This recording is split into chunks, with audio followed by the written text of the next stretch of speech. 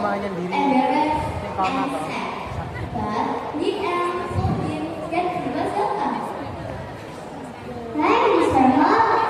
Please come in. I have a lot of you. We can eat together.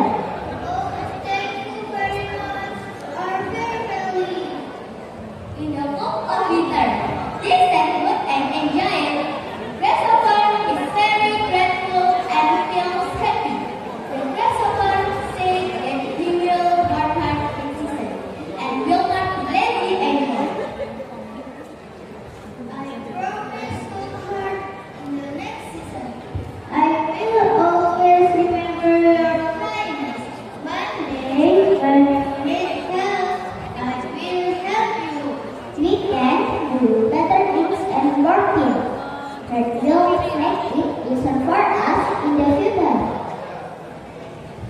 Well, friends, from the story, we can learn that if we are lazy and wasteful, it will make us difficulty.